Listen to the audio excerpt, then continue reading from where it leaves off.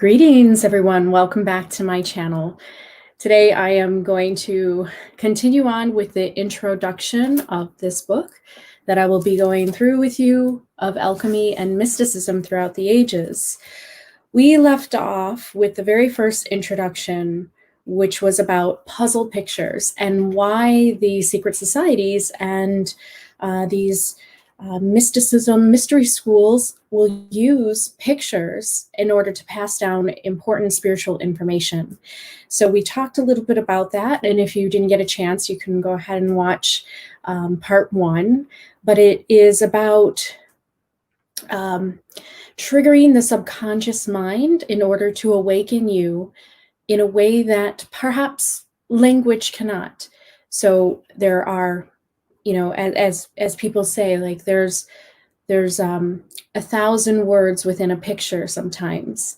And so that is a really important element to keep in mind as we go a little bit further into Gnosticism and what the Gnostics believed, and also what Neoplatonism also was about, that was developed, well, started out by Plotinus, who actually came after Plato and took some of the ideas, but he himself was a philosopher, and that is what we attribute Neo-Platonism to. And this is going to make a lot of sense when I go through their beliefs and show you why they hid these messages within these drawings that I'm going to be showing you on my channel within this series. So I'm so happy you joined. Hello, everybody. So let's begin. So Gnosis and Neoplatonism. For the art historian Abby Warburg, 1866 through 1929, who did pioneering interdisciplinary work in the early years of the century, late classical Alexandria represented the epitome of the dark, superstitious side of man. Here in the 1st century AD, in the former century of Greek culture on Egyptian soil, with its highly diverse mixture of peoples, Greek and Roman colonists, Egyptians and Jews, the threads of all the individual disciplines making up the complex of Hermetic philosophy came together: alchemy, astral magic, and the Kabbalah. The complementary syncretic systems that nourished them, hybrids of Hellenic philosophies and Oriental religions and mystery cults, are known by the two concepts of Gnosis and Neoplatonism. Both are fundamentally animistic, filled with many demonic and angelic creatures, whose power and influence determine human fate. Gnosis means knowledge, and the Gnostics acquired this in a number of ways. The first and most fundamental form of knowledge is good news, and concerns the divine nature of one's own essence. The soul appears as a divine spark of light. The second is bad news, and concerns the terror of the situation. The spark of light is subject to the influence of external dark forces in the exile of matter. Imprisoned within the coarse dungeon of the body, it is betrayed by the external senses. The demonic stars sully and bewitch the divine essence of one's nature in order to prevent a return to the divine home. So I want to stop right there because I do have a chart that I created in order to help you understand this a little bit more. And I just want to say, in a very, very honest way for all of my subscribers, I am not part of any of these secret societies or organizations, but a lot of the things that I do talk about on my channel do reflect a lot of some of this wisdom. And I believe it's because there is some types of truths within the Gnostics studies, and you may be able to pick out some parts that really resonate within you.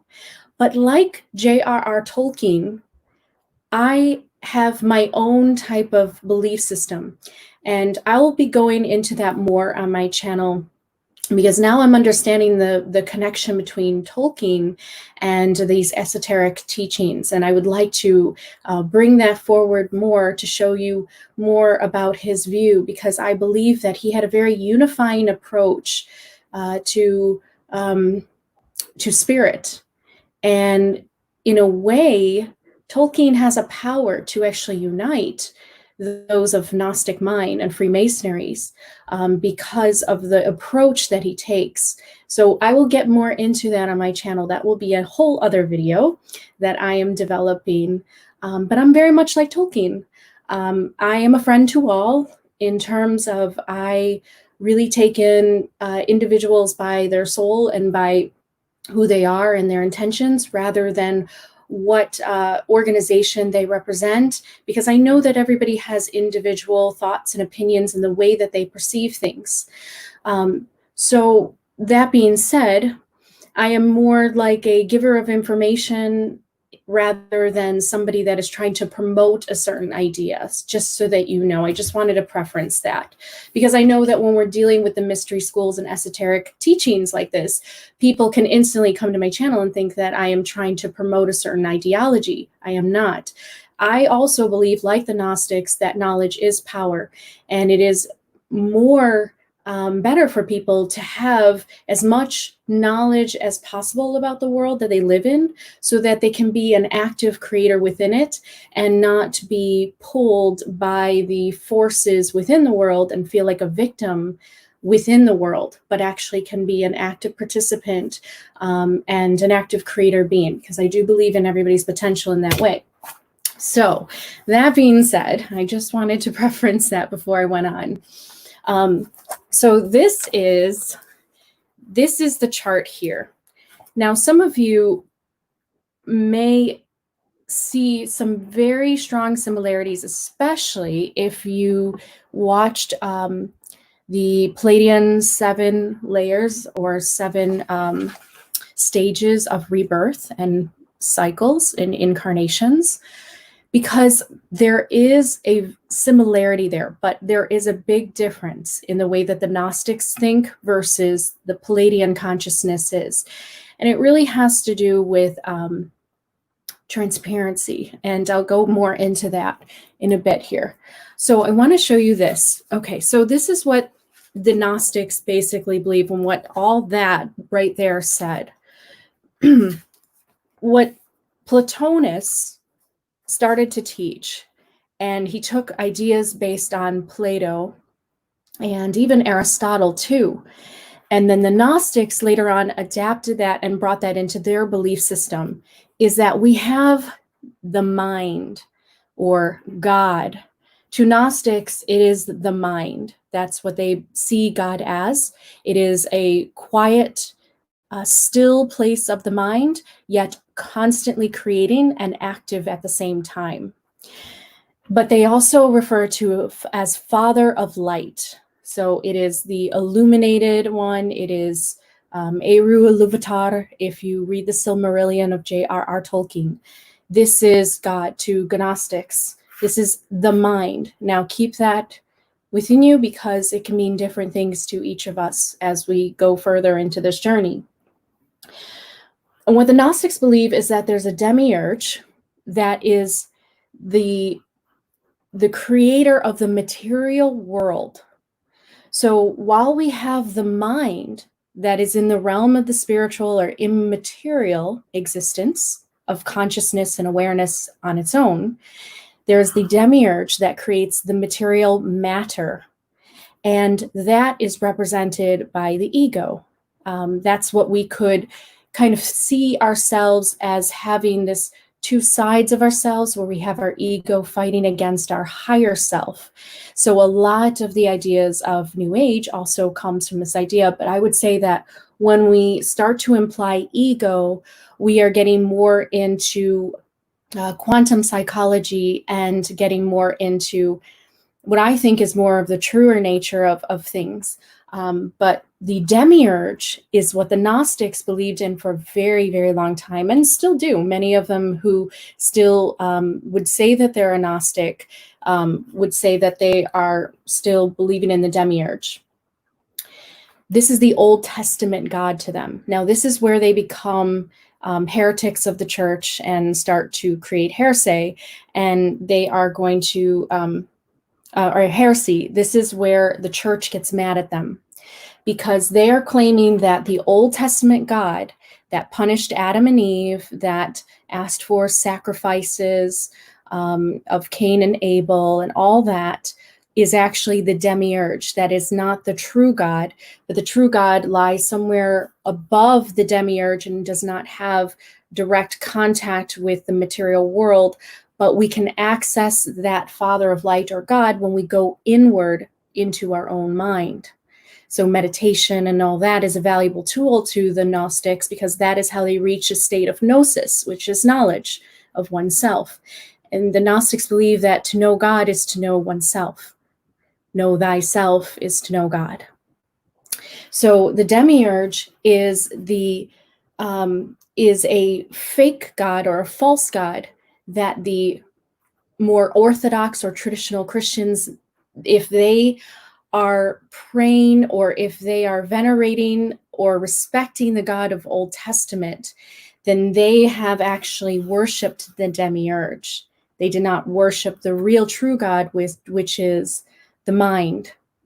So do you see that branching off from the church, that they still do believe in a divine power, a higher power outside of themselves, a divine spirit, but you have to go inward to know this divine power.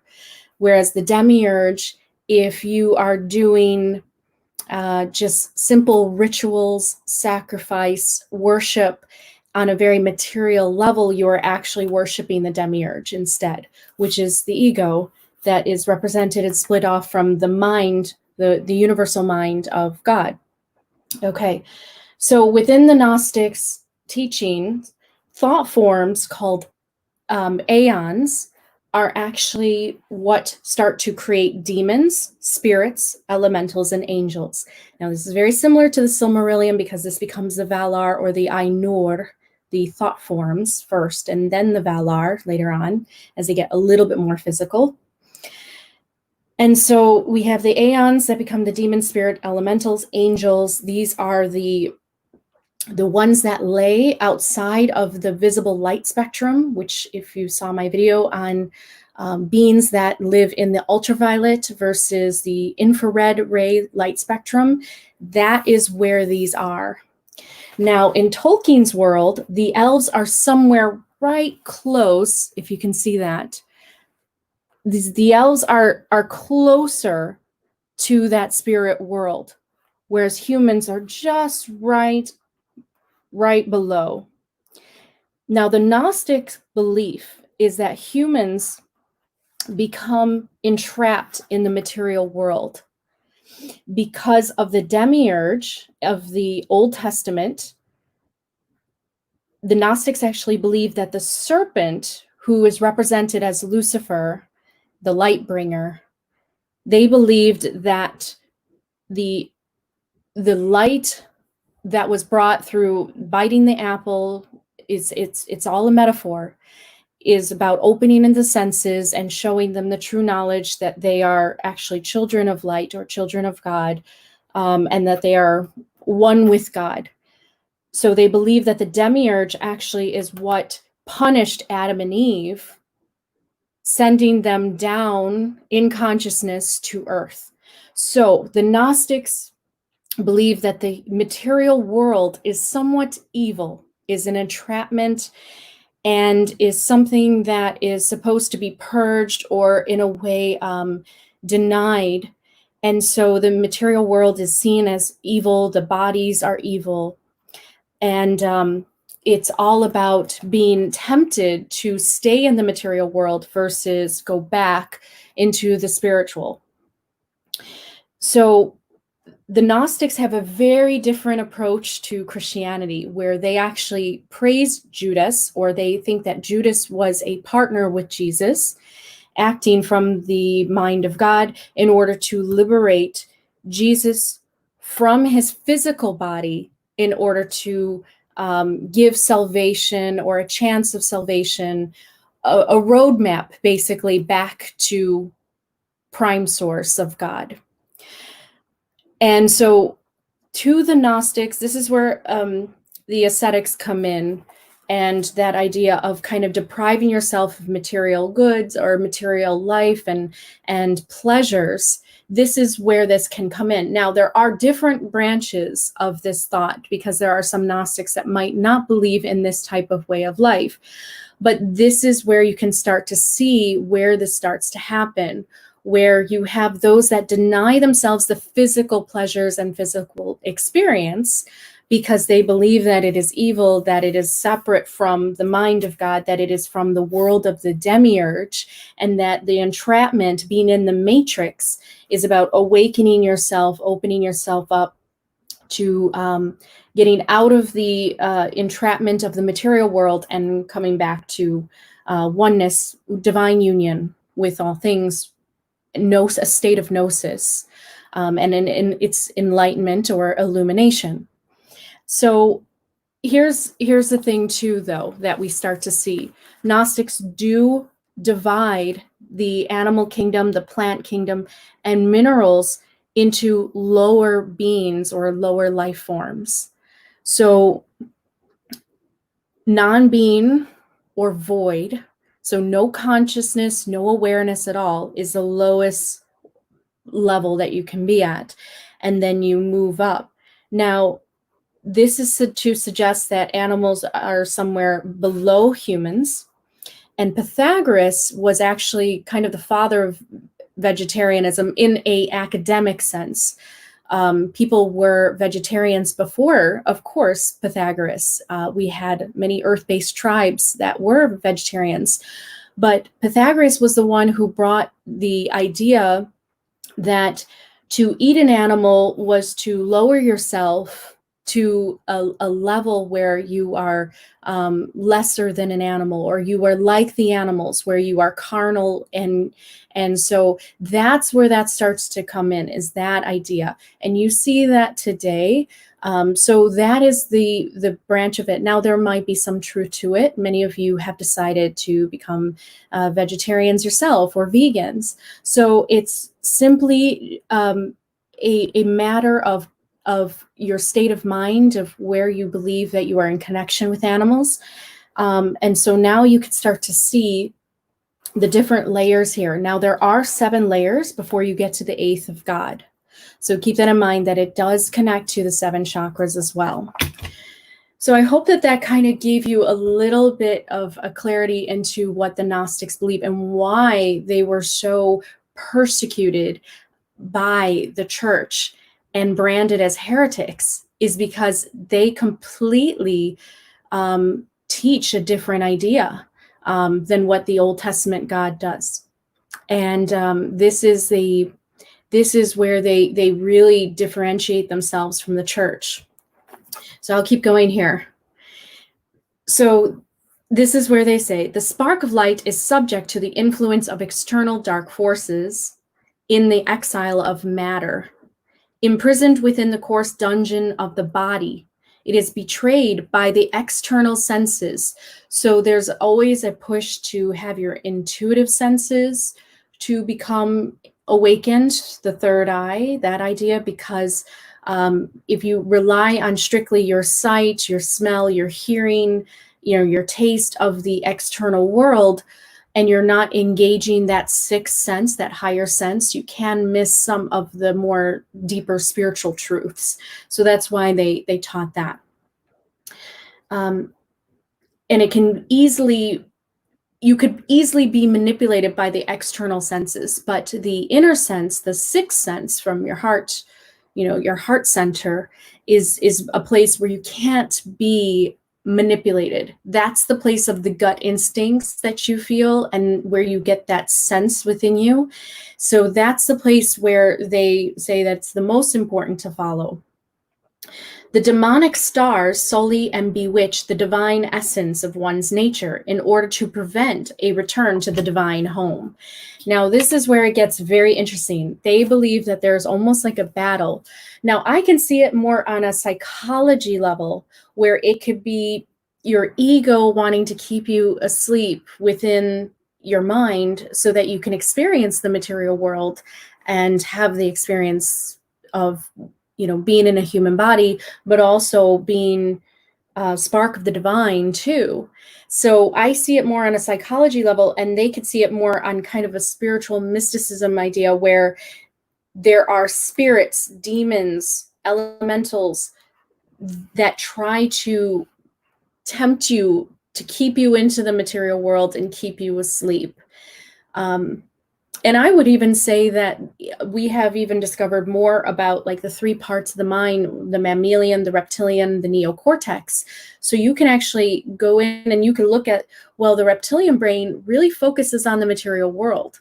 It really focuses on survival of the fittest. It focuses on, you know, just basically establishing your place on Earth and reproducing. It's the base instincts. That's what the reptilian mind is basically controlling within the brain.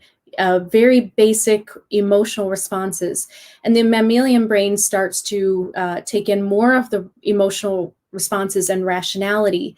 And then you have the neocortex, which is all rational, logical, yet also has the intuitive insights as well that are enlightened by arts and humanities. And that's where poetry and things like that can really stimulate the neocortex. Great writings like J.R.R. Tolkien can stimulate the neocortex because it's engaging the higher mind, where you're starting to apply spiritual ideas and spiritual messages to awaken your mind into the higher places where your divine union with the Father of Light, as the Gnostics believe it is called. So I'll keep going there. So under the stimulus of Zoroastrian and Platonic dualism, a painful gulf opened up between the interior and the exterior world, between subjective and objective experience. Now, if you ever want to go more into it, and I hope the book does, it's very big, so it might. Objectivism versus subjectivism. This is where you can transverse past the demiurge and you can enter into the mind of God again. Objectivism is the approach of God. Subjectivism is the demiurge, because if the demiurge represents that part that wants to create matter or entrap humans, it's coming from a very subjective place. And in a way, there's a little bit of a similarity between Melkor, the Ainur of Discord, in the Silmarillion's mythology. And we'll get more into that on another video, but I just wanted to kind of just throw that out there. But it is different, and Tolkien did not quite completely follow the Gnostic philosophy, and I don't think that Tolkien was completely Gnostic, although he did have some similarities, and that's because there is a little bit of spiritual truth within the Gnostics idea, and you see that within psychology, the idea of subconscious versus ego and all that. Now, here's the thing. The picture puzzles that we will be getting into, and on this series I will be showing you, and the things that have been left as a way to kind of pass down the spiritual messages. The reason why they are so important in these pictures is because it is a rope, a help, a glimmer of light from the true God to the Gnostics, past the demiurge into the realm of the material world, in order to help you remember and awaken to the truth and not get tempted into the material world of what you see and what you experience, but to be to remember the spiritual messages through the puzzle pictures. This is the importance of all these esoteric art and things that we have seen throughout the ages. This is why they have left them, is because they believe that it's a way to trigger the subconscious mind and bring you back to the true place of God, rather than following the demiurge of the church. All right, so I'll keep going here. So this is where we were talking about between subjective and objective experience, between spirit and matter. It was cosmologically established by Aristotle in the 14th century BC with a strict division of the universe into the eternal, ethereal heaven, and the transient sublunary sphere.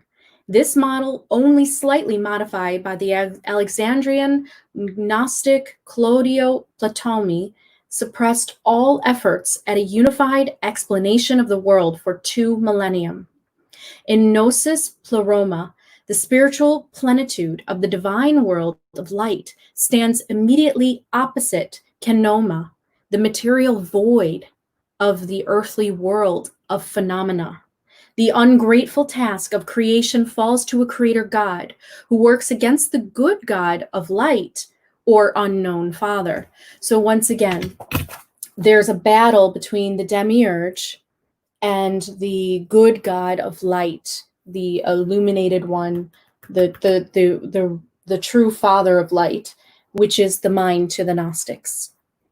And the Demiurge is in battle to constantly try to keep the thought forms, all the aeons, basically asleep, so that they don't reach this place of awakening.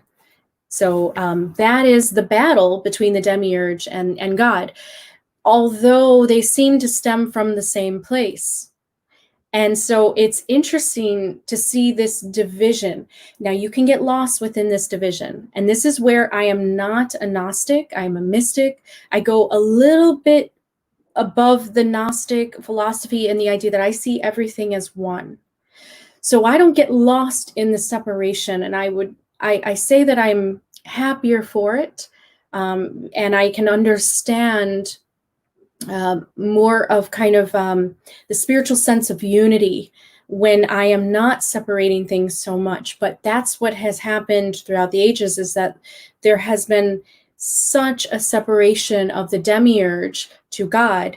And within the Silmarillion, what's nice about it is that in the very beginning of Aino Lindale, in the very first chapter where J.R.R. Tolkien talks about his mythology of the creation of Middle Earth, that they are that Melkor, the Ainur of discord, basically comes from the mind of Eru that he represents. So there's this unification that is, I think, is so meaningful to me, because you can drive yourself into a state of separation.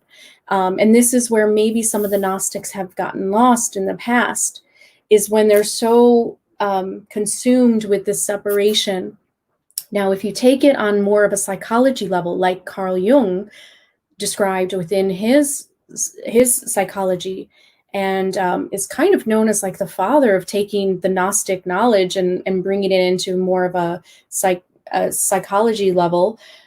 If you could take it that way, then you won't get lost in the different layers that can divide you from source consciousness. So that's what I believe, and what I truly do feel.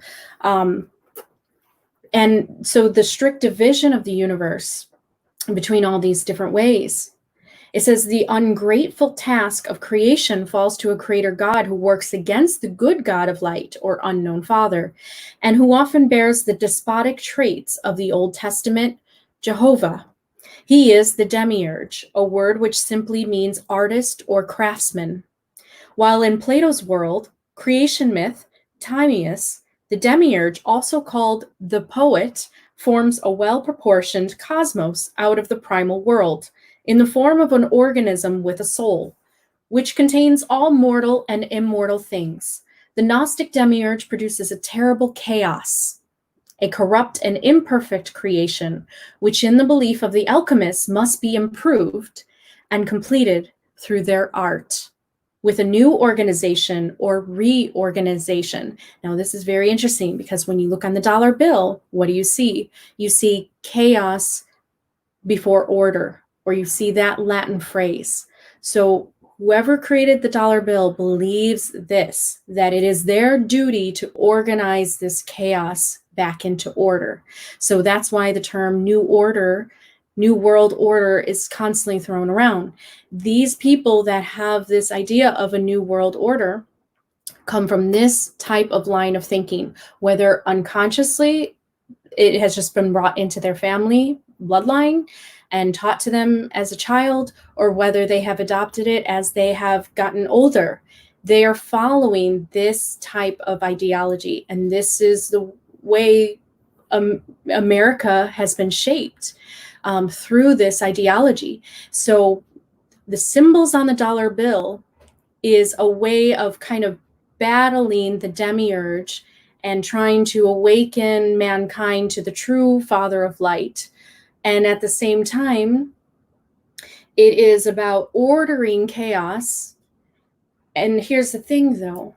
This is where we get into the problems. It's like, who's doing the ordering, you know? And then that's where you really get into the deeper questions that I think that humanity is up against right now. And we will see what happens. But this is what they believe, that the alchemists believed that everything must be ordered, created new, improved, and completed through art, through a form of magic, of alchemy, with new organization and reorganization of the chaos. In many Gnostic myths, man is given an autonomous task of creation in order to heal the sick organism of the world. He must lead the divine sparks of light, spiritual gold, through the 7 planetary spheres of the Platonic cosmos and back to their heavenly home. To the outermost sphere of Saturn corresponds the sullied garment of the soul. The grossest material, lead, passing through the sphere meant physical death and putrefaction of matter that is a necessary prerequisite transformation. The subsequent stages were Jupiter, tin, Mars, iron, Venus, copper, Mercury, quicksilver, Moon, silver, and the sun, gold. So then you start to see the different layers of lesser beings or lesser elements. And then you get to gold, which is supposed to be the highest state. So to them, the sun is basically worshipped. And this is where we start to get the sun god. And this is where we start to get the idea of the sun being the highest form. Now, in some ways, all life on the planet needs the sun. And even the moonlight is a reflection of the sun. So we can understand where that may come from. But people can take that to the higher level, and they can start to venerate the sun as like its own type of a god, like an Apollo. And this is where we start to see that happening within ancient Greece.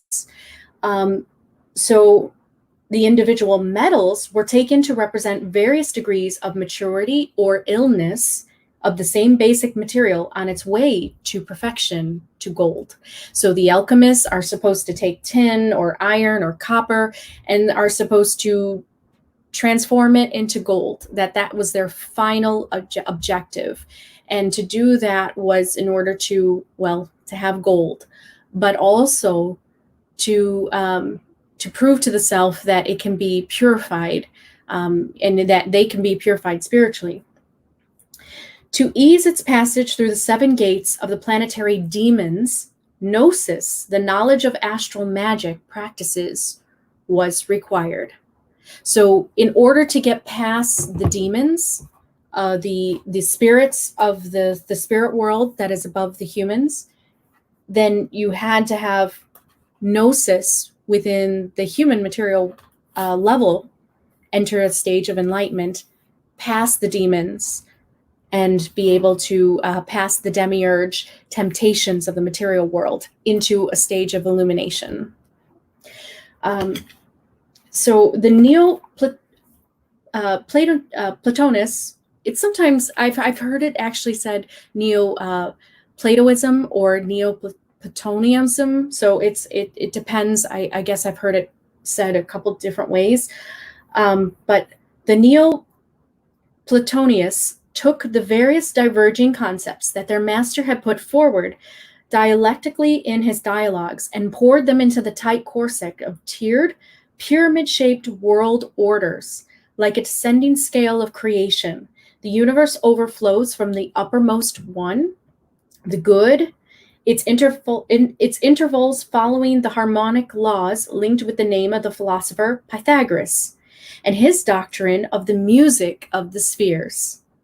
The inner discord of the Gnostics was unknown to them. Between the two poles of Plato's philosophy, the static and immortal world of the celestial forms and the moving and transient world of their likeness on earth, they inserted a series of meditating authorities corresponding to the tripartite division of the small world of man, microcosm, into body, soul, and spirit, was a cosmic soul which dwelled in the realm of the stars. This cosmic soul reflected the ideas of the higher, transcendental sphere of the divine intellect, and through the influence of the stars, these ideas imprinted their eternal symbols on the lower, physical, transient sphere. So now we're getting into the idea of what, all this type of star worship that happened within ancient Egypt and with Greece, with the constellations, that stars was basically a pathway into going through the cosmic gate and reaching the state of enlightenment, remembering your true self as an infinite spark of consciousness. And in many ways, those that take on the identity of star seeds are remembering their incarnation as part of infinite consciousness, as part of those star systems that have re-entered into Earth's atmosphere. So it's a really interesting time that these thoughts have basically have shaped, and now we are experiencing this together, what this all means, and these craftsmen of the past, what they have created for everybody, and what we are experiencing together as a collective. And I'll keep going here. Man thereby has the possibility of manipulating events in the earthly sphere. Now, this is where magic comes from. The idea of magic is that using magical practices such as the manufacture of talismans, spells, and other such things to affect this middle sphere of the cosmic soul. Contact is established through the fine material of the sidereal or astral body that invisibly surrounds man at all times. It's like the aura. Before the fall, according to the Gnostic Kabbalistic myths, the whole of heaven was a single human being of fine material, the giant androgynous primordial atom, who is now in every human being in the shrunken form of the invisible body, and who is waiting to be brought back to heaven. Man can communicate with the microcosm through this sidereal medium, and thus receives premonitions and prophecies in dreams or visions.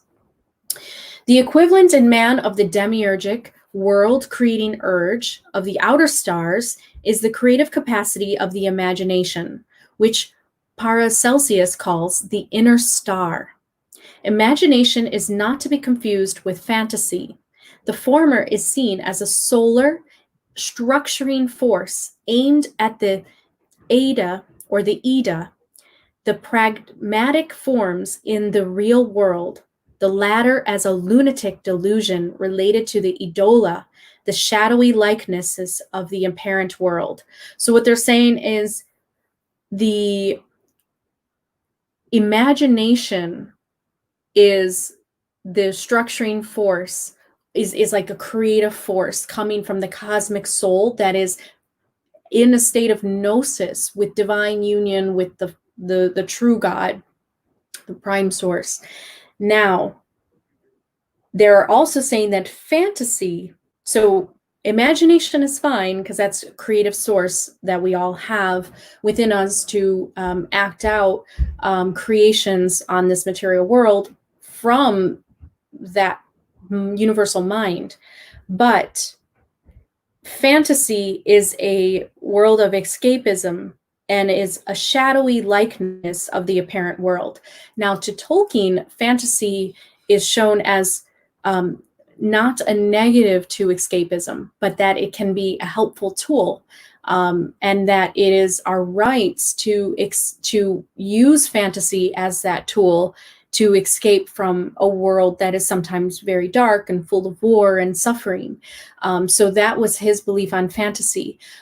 But so not exactly the same as Paracelsus, or as those that would have this kind of Platonic view or Platonic view of the world. But I'll keep going here. If someone really possessed these inner ideas of which Plato speaks, then he could draw his whole life from them and create artwork after artwork without ever reaching an end.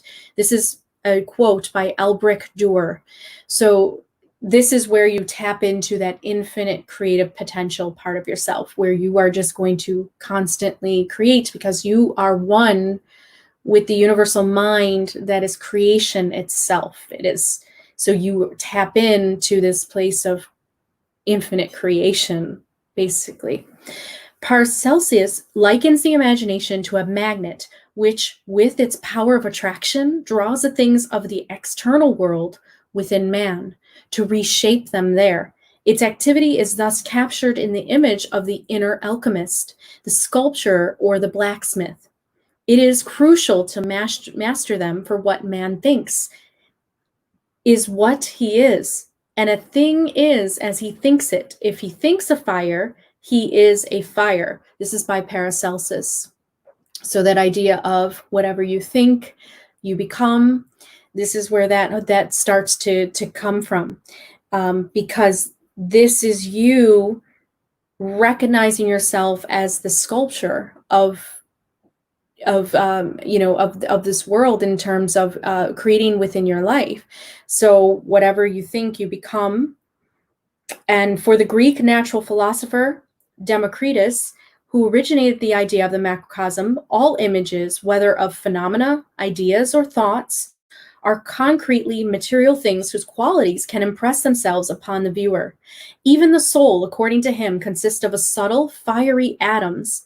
Most streams of thought in mysticism oscillate between the fundamental dualism of spirit and matter and a form of monism derived from Democritus. Thus, for the Neoplatonists, the visible and tangible sphere represents only the gross residue of a long sequence of increasingly subtle degrees of matter.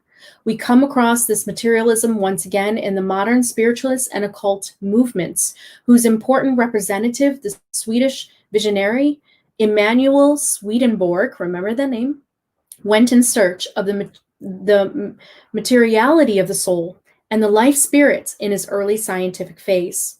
In the Middle Ages, Neoplatonism chiefly found its way into the mysticism of the Eastern Church, although it was by no means incompatible with the rigidity hierarchical structures of the medieval state and church. In the West, it led to a shadowy existence on the edge of the greater scholastic system and theories. The church believed it had finally put a stop to the attempted invasion of Gnostic heresies in the sense of a self-determining and liberal consciousness of salvation, in its destruction of the heresies of the Cathars and Waldensians at the beginning of the 13th century, and in the subsequent establishment of the Holy Inquisition. So this is where we start to get the Inquisition, and we get this holy war that starts to happen, because what happens is that humans start to fight over these ideologies. What brings man to true salvation? Is it about following the Old Testament and following those books that were created by the apostles of Jesus? Or is it about following different philosophers, a variety of them, Valentinus and many others, into this kind of movement into a state of enlightenment? You will not find enlightenment within the church, although today it might be taught in a way to bridge connections between union with God. But to Gnostics, it's a very different thing. And this is why they have become heresies of the church. So we'll keep going. So here is famously Leonardo da Vinci. And I would say Leonardo da Vinci definitely is somebody that I'm not sure if he was quite a Gnostic himself, but I believe that the way that he lived his life as an inventor, as somebody that had many, he's very interesting. He had many dreams and visions of the future. And he would actually have, I mean, there are notebooks of his inventions of helicopters, of things that we have today that weren't even invented back then. And also creatures that cannot be seen. He would draw often demons or spirits. So he was a man that I believe that was very in touch with this. And maybe I don't know if he himself was part of that mystery school of Gnostics or would even label himself in that way. But I do believe that he tapped into that place of infinite creation. And he is an example of that with our earth, as you know, somebody who could keep on producing all these inventions and tap into that place. So Leonardo da Vinci was familiar with the ideas of Florentine. Oh, okay. So I was answered here. Neoplatonism. He was familiar with Neoplatonism or Neoplatonism, because Platonius, particularly the Corpus Hermeticum in Marsilio Fenincio's translations. And this is the study of proportions after Vitruvius. So this is the Vitruvius man, the famous one. And this is where he starts to study the body, the human body, to understand where the soul is, and the cosmic soul in relation to the material body. And yeah, I definitely can see that his work was influenced by Neoplatonism. But in the Renaissance, the flow of Alexandrian tradition forged powerfully ahead. In 1463, Marcello Fenicio, the central figure in the Florentine Platonic Academy, was commissioned by Cosimo de' Medici to translate a collection of 14 Gnostic and Neoplatonist treatises from the early Christian period. Also attributed to the thrice greatest Hermes, this collection was well known under the title Corpus Hermeticum. These texts made a profound impression on the humanist intellectual world, for although they were obstinately ancient pagan writings premeditated with various concepts of magic, they still seem to be written entirely in the tone of the New Testament and to be imbued with Christian spirit. Moreover, the idea of ancient Jewish teachings that reached all the way back to Moses, the Kabbalah, as conveyed by Panicio's friend Pico della Mirandola. In fact, the Kabbalah, in its familiar form, was only developed out of its Alexandrian foundations in Spain and southern France in the 12th and 13th centuries.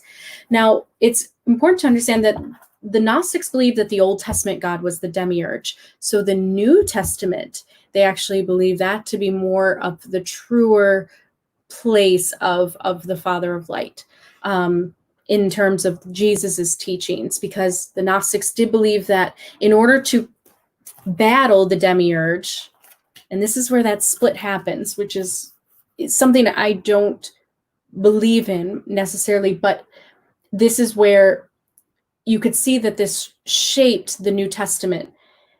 The battle between God and the Demiurge happens when God has to take human form, enter into the body of Jesus in order to help liberate, by teaching humans, their road to salvation. And this is how he bypasses the Demiurge and kind of tricks the Demiurge a little bit so that he can help humans. That is the story of the New Testament.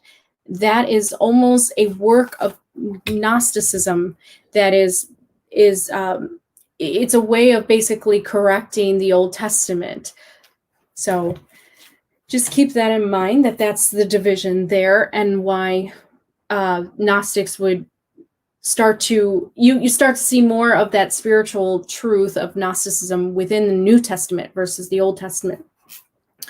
The effects of Gnostic consciousness on European intellectual life are so comprehensive and omnipresent that their extent is hard to assess. The man of Corpus Hermeticum, blessed with divine creative powers, merges with the image of the Renaissance man, who has begun to free himself from the bonds of the tiered medieval cosmos and thereby moves towards the century of the universe. So now we're starting to get into the Enlightenment. The Renaissance man is about that, is about the true liberation from these spiritual ideas and entering into a state of rationalism and kind of bypassing this mysticism that can trap people within, that world of division of spiritual nature of things. The Gnostic spark of light, which strives for divine knowledge out of the darkness of the world, is reflected in the individual Protestant soul's struggle for salvation. And this is where the Protestant and Catholic division happened. And you see that with the fights between each other, even with queens, like Queen Elizabeth and all that. Protestants and Catholics have been at each other's necks for a long time. Over the centuries, Lutheran orthodoxy managed to erase from its own ranks almost all memories of natural mystical reform movements deriving from alchemy and the Kabbalah, since they opposed walled Christianity and literal faith from the first.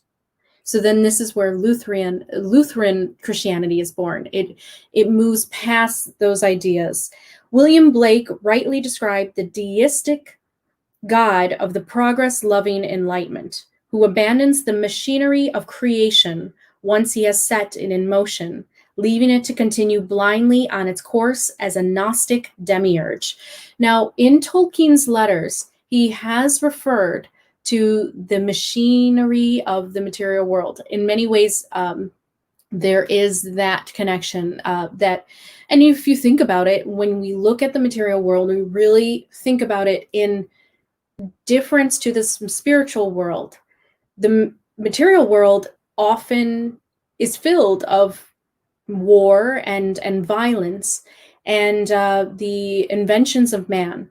And one of those inventions can be weapons of war. And so that in itself is a very symbol of division and is also connected to the entrapment of the material world of the demiurge. Okay. So William Blake, remember that name, rightly described the deistic God of the progress-loving enlightenment who abandons the machinery of creation once he has set it in motion, leaving it to continue blindly on its course as a Gnostic demiurge. And the broad path of modern science was only able to open up on the basis of the motif of an imperfect creation in need of improvement. So this is where we get that fight between religion and science, because science, empirical science, suggests that it's an imperfect God, or that there is no God, depending on the scientists, of course, and that things are needing to be always improved or known. And then you have religion that's basically like, don't touch God's creation, science, like leave it alone. You don't understand God's work, and we're not supposed to understand it. So this is where that war between religion and science happens. Now, if you are a rationalist or somebody that might be somewhere in the middle of religion and science, you may be able to bridge the two together. And so you understand that science doesn't necessarily fight religion or spirituality, but it might be able to help us understand God more.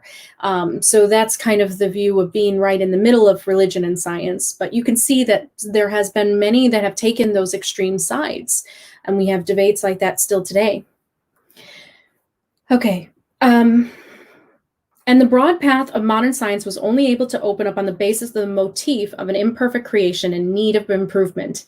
Interestingly, it was also Gnostic thinkers such as Paracelsus and Boehm, Jacob Boehm, who drew the picture of the dark matter of enchanted, divine nature, and thus stimulated the later Romantic worship of nature. Only a few alchemists were familiar with the corpus hermeticum. For them all, however, Hermes was associated with the figure who had brought them the emerald tablet, and with the moist mercurial principle, which they called the beginning and end of the work. Now, I looked up mercurial because it's related to the god Mercury. And mercurial actually means volatile, changing, ever changing. So just keep that in mind. Whenever they're talking about mercurial principle, it's the ever changing property of God, basically, of creation. Okay. The veneration of this divine water, and I would even say, I think it's, when you start to think about that word, you can actually really take it into your own self, and you see yourself as actually constantly changing. And so it does help to take in that property within your own mind, whether you attribute it to the creator of this universe or whether you attribute it to yourself. You will find that correlation about, ever-changing creation. So this is why they really focused on Mercury, and Hermes was really venerated because of that representation, because of what Mercury it is basically as an element, and that you see it when you work with it, how changeable, and it's that element that is like quicksilver, but it can be moldable, and you can shape it into different forms and shapes, and you can actually separate it with magnets and things like that. So it's ever changing. It looks like a solid, it looks like a liquid, you don't know what it is, and it's adaptable.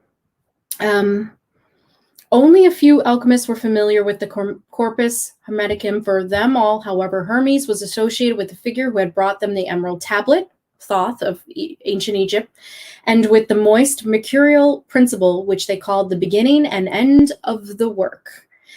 And work is in capital W. The veneration of this divine water reached back to the upper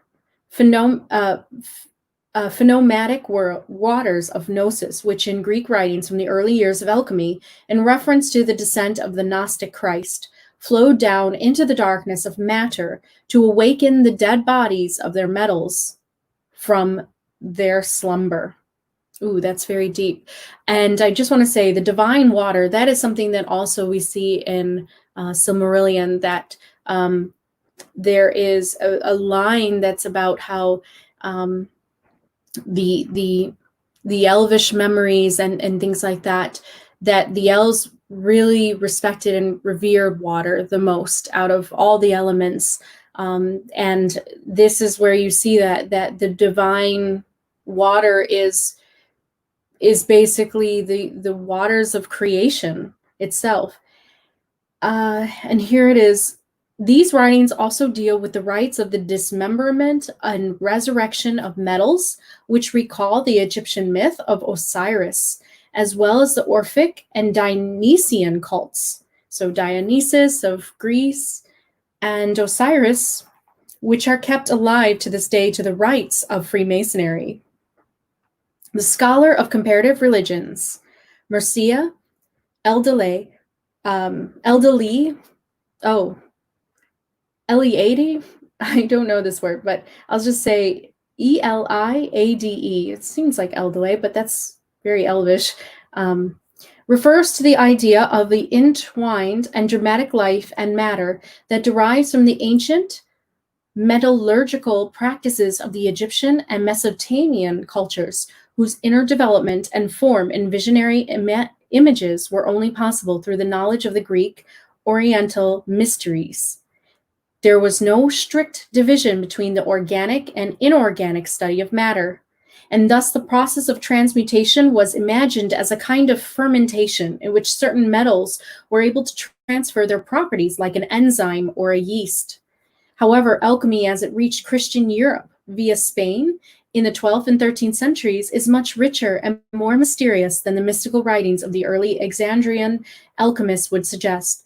To do justice to the royal art, we must use the tripartite separation much loved by the Hermetics, according to which the part corresponding to the soul was to be found in Egyptian Alexandria, but it owes its corpus, its great wealth of practical experiences, of technical knowledge, code names, maxims, and allegorical images to its development by the Arabs, and its spirit finally lies within the natural philosophy of ancient Greece, where its theoretical foundations were laid in the 15th century BC. So because the Quran came afterwards, now this is something that many Muslims may not want to admit, but because the Quran came after the Old Testament, before the New Testament, and the Old Testament is basically the Torah as well as the beginning part of Christianity. And the Quran came afterwards. Now, if you went past the verses that many people only know of that are very much a testament to the times of 600, AD, about women and stoning and all that, if you go past those verses, you will get into a very mystical branch of Islam. And this is where Sufism started to be born, is when you get into the mystical interpretation of the Quran. There are parts of the Quran that take from the Gnostic teachings. So whatever happened, many Muslims will say that only Muhammad got these inspirations. And possibly it's true because we're all connected, right?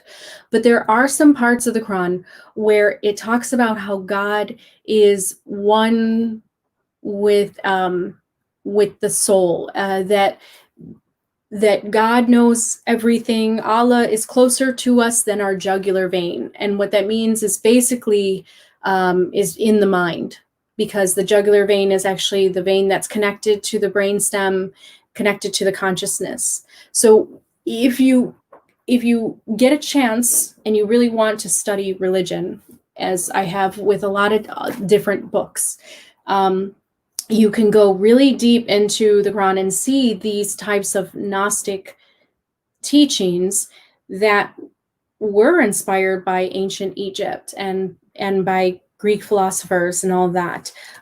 So we do start to see that it's also called the Zoroastrian.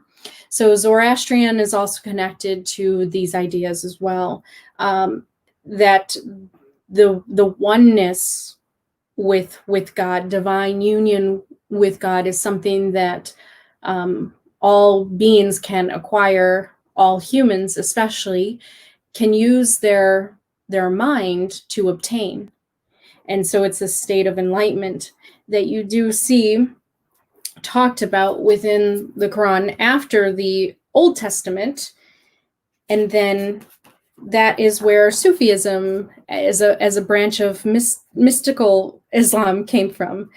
So there's always a mystical part to religion, because the mystical part is about is believing that you can have divine union with God, whereas Orthodox or traditional parts of religion would say that is sacrilegious, that you cannot ever be one with superior creative God.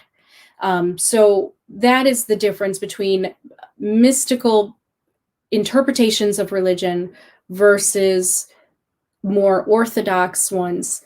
And that's where you start to get into the judgment and, the heretic type of persecution of those that even suggest that you can go out into nature, sit quietly and meditate and reflect and feel oneness with all things.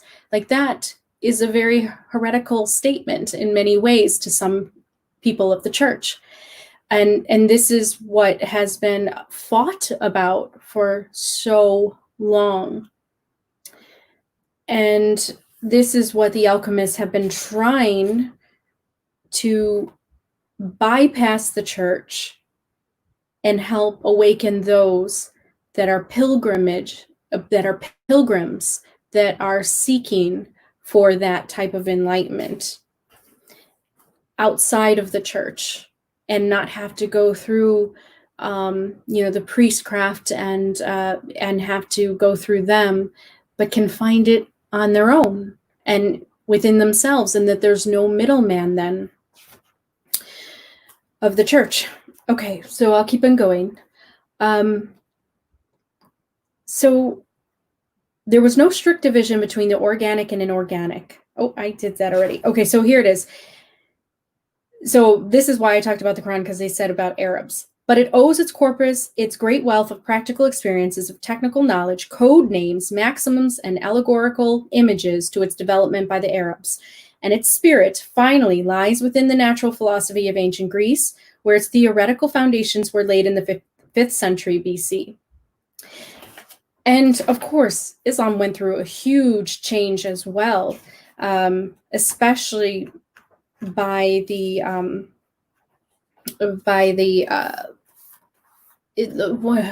I would say, like the Ottoman Turks.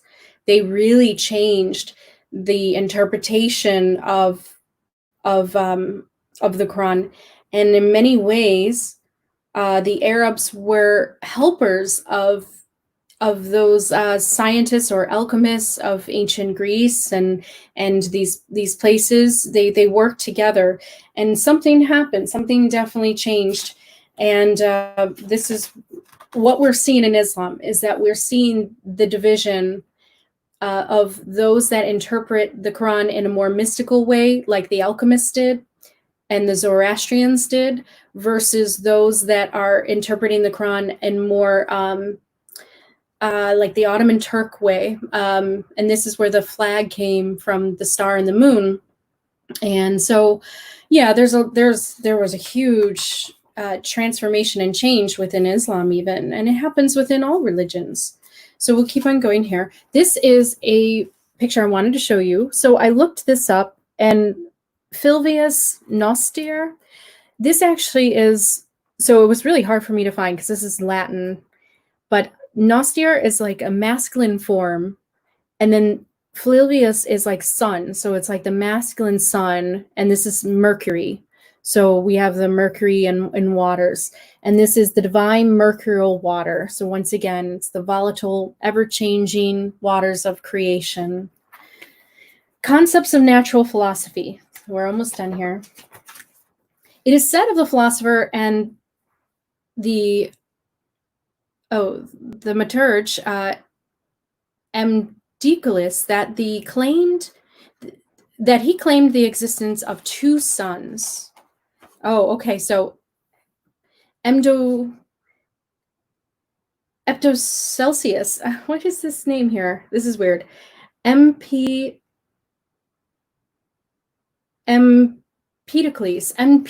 I would say. Empedocles, that he claimed the existence of two suns. The Hermetic doctrines also include a double sun and distinguish between a bright spirit sun, the philosophical gold, and the dark natural sun, corresponding to the material gold. The former consists of the essential fire that is conjoined with the ether of the glowing air. The idea of the vivifying fire, Heraclitus calls it the artistic fire running through all things. Ooh, so this is like the flame imperishable in the Silmarillion, is a legacy of Persian magic. Its invisible effect supposedly distinguishes the work of the alchemists from that of the profane chemists. The natural sun, however, consists of the known consuming fire, whose precisely doused use also determines the success of the enterprise. Empedocles also taught that all life lay in the movement of resulting from the clash between the two polar forces, love and conflict. In the opus magnum, these correspond to the two alternating processes of dissolution and coagulation, disintegration and bonding, distillation and condensation, systole and diastole. The yes and the no in all things. And this is by Jacob Boehm. So this is like duality here that we're seeing represented in opposing forces. They correspond to the two polar agents of Arabic alchemy, mercury and sulfur, philosophical quicksilver and brimstone, sun and moon, white woman, and red man. The climax of the work is the moment of conjunctio. The conjunction of the male and female principle is the marriage of heaven and earth, of fiery spirit and watery matter. The instructible product of this cosmic sex act is the lapis, the red sun of the sun, S-U-N. William Blake identified the male principle with time and the female with space. The interpenetration of the two results in diverse reverberations of individual events, all of which, taken as a whole, totality, the macrocosmic body of Christ, in the image of the human and the divine imagination, occur in a state of relative simultaneity. Each individual element opens up, in passing, into the permanent present of this fluctuating organism, and in the process attains its fourfold, complete form, which Blake calls Jerusalem. This vision generated the kaleidoscopic narrative structures of his late poems, which reveal themselves to the reader as a multi-layered structure of perspectival relations aimed against the prevailing idea of a simple location of events in the absolutes of linear time and space, which Newton took as his foundation in formulating his physical laws. And this is where physics starts to come in. Behind the often crude imaginings of the English painter-poet, with all necessary clarity of detail, lies the most intelligent and far-sighted critique of the materialist mechanistic cosmology of the 17th and 18th centuries, a cosmology whose terrible influence still prevails to this day on a global scale. In alchemy, the female mercurial principle symbolizes the protean aspect of natural processes, their fluid changeability. The process laboratory workers wanted to rule him, Mercurius, and force him into the process. Writes Johannes de Monte Requiem, but he constantly escapes, and if one thinks about him, he turns into thoughts, and if one passes judgment upon him, he is judgment itself. So it's like that thing where you're trying to grasp the concept of what is God, and it turns into everything around you. Which is definitely my experience. The physicists of the 20th century encountered this oscillating principle between the Iron Curtain of Newtonian physics in the depths of quantum mechanics, where it has proven impossible to determine both precisely and simultaneously the position and the impulse of minute particles. It has also been demonstrated that the appearance of subatomic particles is dependent on the act of observation itself. So now we're getting into double split theories and quantum physics, and this is where it all connects, because quantum physics is the proof of the oneness factor with God, basically. So that's where it starts to be born. As I won't say that all physicists are Gnostics or are Platonianism or take into any of this into their thought, but that these are the seeds to develop a study of science that can prove this nature of man, that if he knows and understands the subatomic quantum field of energy, well, then he can know that all things are God and that you can have that divine union with all things. With regard to the work of the alchemists, we could discuss the problem of projection or transference through imagination at a purely psychological level.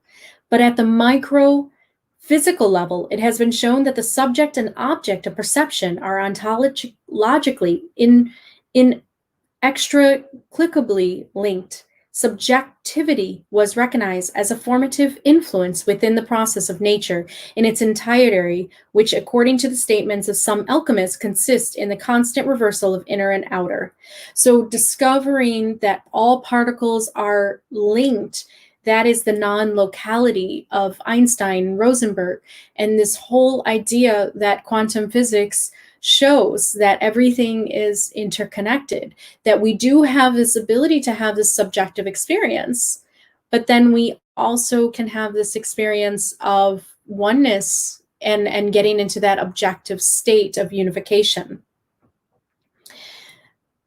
And I would say that you can do that very easily when you meditate and when you adapt that process of going inward and also gazing outward with love in your heart at others. This is the tools to finding that divine union with all things. In his final lecture in 1941, the mathematician Alfred North Whitehead, who in his platonically inspired orgasmic philosophy developed concepts to overcome the bifurcation of nature into spheres of subjective perception and objective facts, boiled down the philosophical consistency of the mercurial discoveries of modern physics to the concise observation, exactness is a fake. In alchemy, the necessary counterforce to Mercury, a force which also defines and shapes, is represented by male sulfur. And now we have here a picture of Hermes Trismegistus and the creative fire that unites the polarities. Does that picture trigger the subconscious mind? I'm being very Gnostic right now. Dissolution and bonding or Mercury and sulfur in the image of eagle and toad. So now we have the dissolution and bonding or Mercury. Okay, so now we have a connection between being a flight that represents the higher spheres and then the toad that is walking. So you have dissolution and bonding. So separation and bonding. So bonding to divine union with God and separation, the dissolution with and this is also recognized in kind of the levels of crawling on the ground versus flying on the ground. Now, to many animal lovers, we would not want to put that kind of hierarchy on animals and say that toads or that birds are higher than toads. So you can start to make your own judgments and bring your opinions, but these types of puzzle pictures are supposed to trigger that type of interpretation within your mind to show you that the material world is less connected to the divine force. I do not necessarily agree with that. I think that we can actually merge the two. But that is something the Gnostics believed for a very long time and still do. Paracelsus added a further principle. I'm sorry, did I finish that when I went into that? Yes, by male sulfur. So male sulfur. Paracelsus added a further principle to the medieval doctrine of the dual principles, thereby making a decisive contribution to a more dynamic view of the natural processes. Paracelsus identified the third fundamental principle as salt. Its property as a solid corresponds to that of the body. Sulfur, with its property of greasy, oily combustibility, meditates in the position of the soul. And Mercury, the fluid principle, with the prosperity to sublimation, is the volatile intellect. Okay, so now we're starting to see where salt came in. Okay, so in witchcraft, in the idea of magic, salt is the border that can protect you between the spirit world and the material world. So this is where that actually stems from, because sulfur is a mediator between the position of the cosmic soul and that of the spirit world. So this comes from the Paracelsus.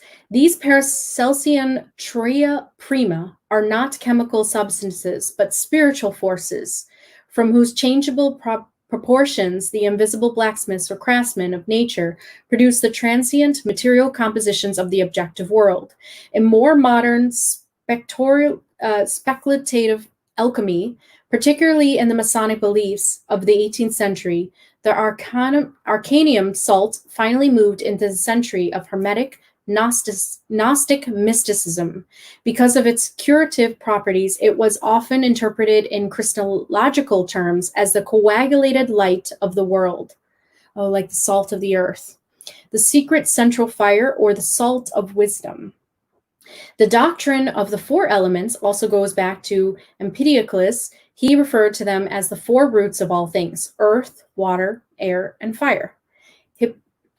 Hippocrates applied it as a theory of the four humors to the microcosm, and in the fourth century BC, this theory was considerably refined by Aristotle.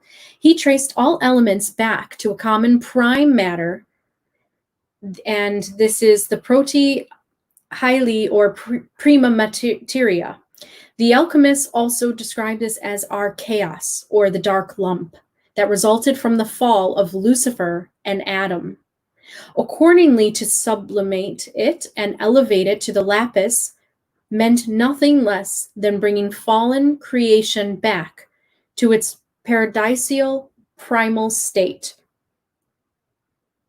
Interesting. So they're saying that if humans actually elevate themselves going back to their primordial state, they will also bring the oversoul of, the oversoul of Adam is humans. So they'll bring Adam, but also Lucifer and the other fallen angels too, back to the state of paradise.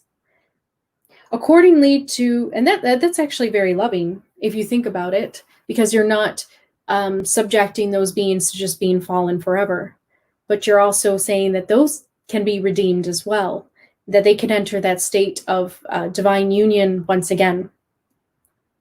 Accordingly, to sublimate it and to elevate it to the lapis meant nothing less than bringing fallen creation back to its primal state. Finding the correct source material for the work was the chief concern of every alchemist, his specific secret well protected by code names. And the riddles had it that nothing was easier than finding it, because it is at home in all elements, even in the dust of the street. And although, like Christ, it is really the most precious thing in the world, to the ignorant, it is the most wretched of earthly things.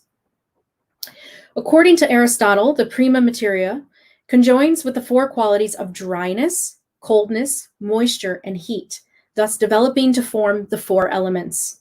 By manipulating these qualities, it was also possible, so he thought, to change the elemental combinations of materials, thereby bringing about their transmutation. I have one more page, guys. So this is corresponding to the four elements, left to right. Water, earth, water, air, and fire are the four phases in the alchemical work and 4 degrees of fire. And so this is one of the pictures, the puzzle pictures. So you can see. So this is earth, and you have a little human figure at the top of the vase. This is water. It is a interesting figure of almost like either a man or a woman, but it almost looks like I would say like a pregnant woman. So maybe this is actually the feminine quality here. And then this is air, an eagle, and this is fire, and this is like a lion or a lizard. I don't know if you could see that there. A lion or a lizard. And then these are the alchemical symbols, for earth, air, water, earth, water, and this is air, and this is fire. Yeah. Earth, water, air, fire. There we go. And this is the source material for the lapis, can be found everywhere, in the earth, on the mountains, in the air, and in the nourishing water. So now, this is just another picture here, but there's these interesting spheres that you see, cubes actually, sorry, not spheres, but cubes floating here. The source material for the lapis. So then this is like the lapis. That's like the, I know it kind of sounds like the lapis in terms of lapis lazuli, but for this, I think it means like divine connection to God. So those cubes, and this is where the the idea of Saturn comes in. I don't know if you've seen that, but the cube of Saturn. So there's that idea there that could probably be connected to that picture. And you also do see, oh, this is a very strange picture. It's almost like modern art, but it's 1618. So then there you have other cubes on the ground. So you have cubes floating in the air and you have cubes on the ground. I'd have to stare at a colored image of this and just try to understand it by looking at it. That's really neat. And this is by M. Mayer, Oppenheim, 1618.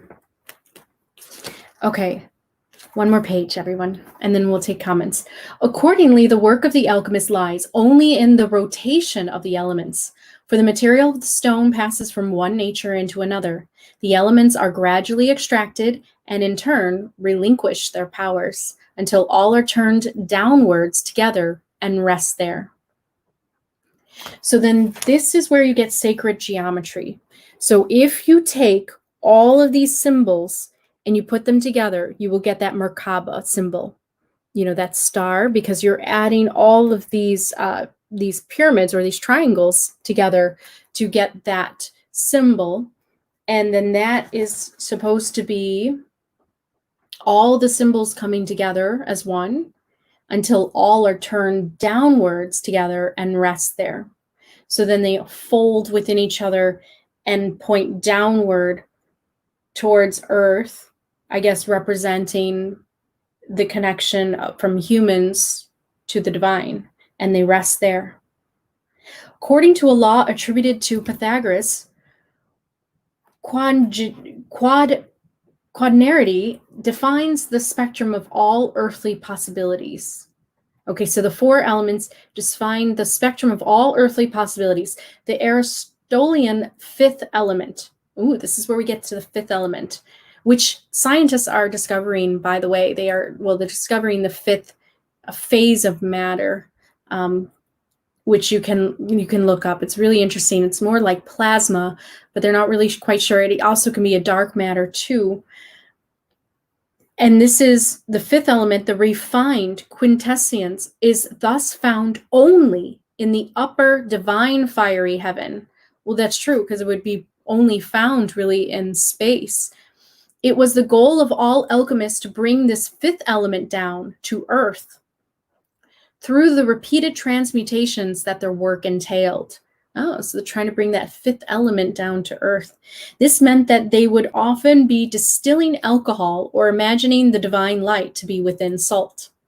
The Alchemist's Journey, and this is where if the divine light is within salt, then it's going to be that protective border around you when you do your seances or when you call on certain spirits within witchcraft. You draw that circle of salt around you, and it's supposed to be that protection between the spirit world and you. The Alchemist's Journey required him to pass through that outermost circle of the underworld, the Serpent circle of Saturn. Saturn is identical to Kronos, the Greek god of time, and in overcoming him, one has broken with transient, sequential time and reverted to a golden age of eternal youth and the divine benevolence that allows one to merge into another. So this is the quest for eternal youth, immortality, and Saturn represents the god of time. So the Saturn cubes here, I think that's what that represents, is by eliminating the cubes or making them somehow less tangible within the material world. They go back to the divine oneness state of everything, and then they no longer are holding humans back as Father Time. And so this is here. This dream was to be fulfilled by a rejuvenating elixir, drinkable gold. This is the fountain of youth, the legend of which had probably reached early medieval Arabia via China and India. The very earliest Greek text was an alchemical content bearing the programmatic title Physica Kai Mystica of natural and hidden things.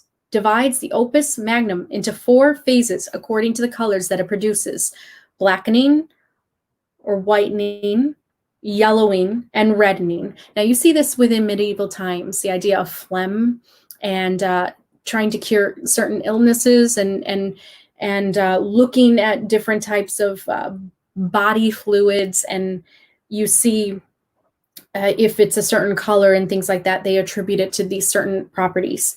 This division has survived the entire history of alchemy. Later, there appeared other highly divergent subdivisions of lower astronomy, as alchemy was also known. These were based on planets and metals, as well as on the 12 signs of the zodiac. So then they consider the zodiac as a lower phase of astronomy. Interesting.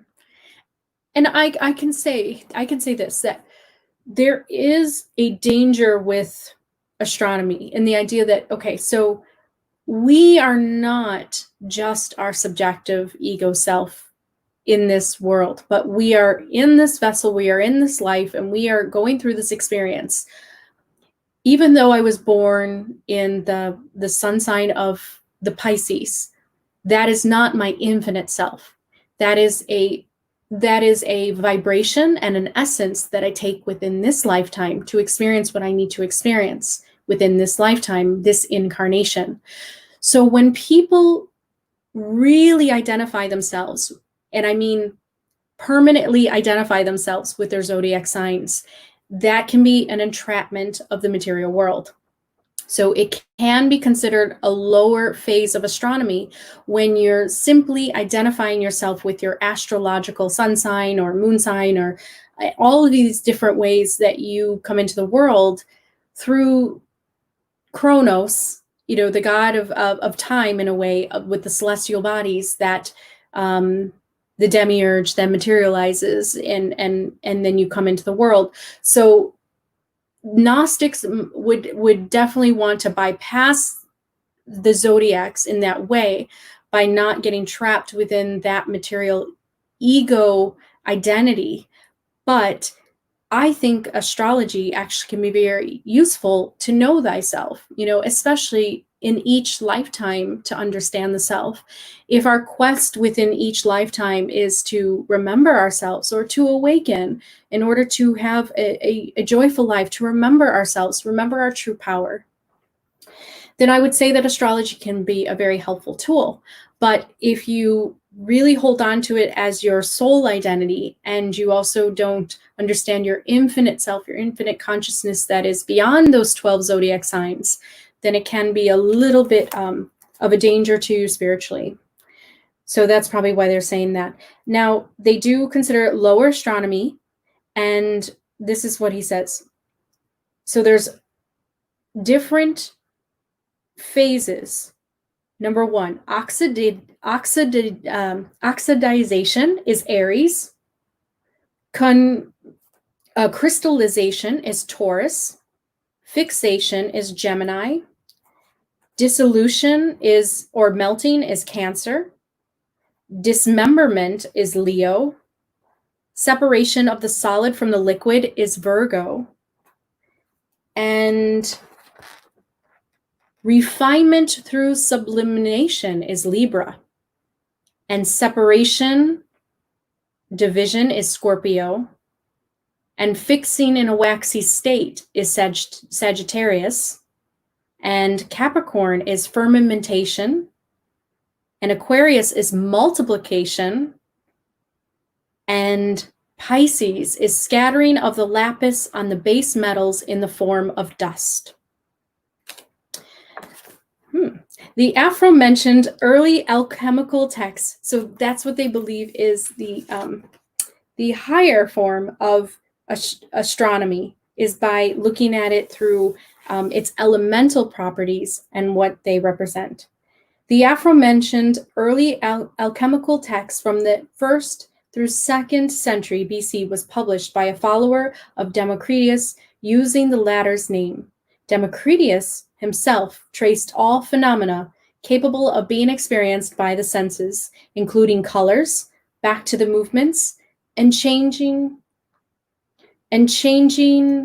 combinations of minute particles without quality, which he called atoms, indivisible, And I will say this, in the Quran, they do use the word Adam.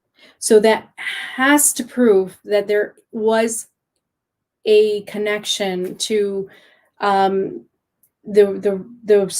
writers of the Quran and Democritus, who actually created that word, developed that word, atoms, which he called atoms, indivisible. This atomic relativity behind the illusionary world of appearances was of an inconceivable depth and secrecy.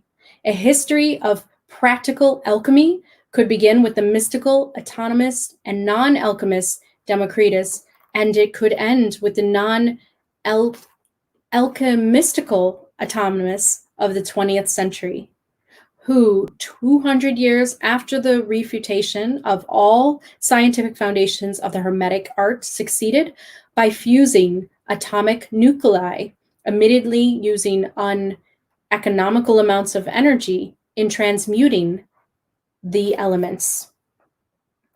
So now we see the connection between nuclear energy and the atomic bombs and atomic weapons and things like that. So what we may have is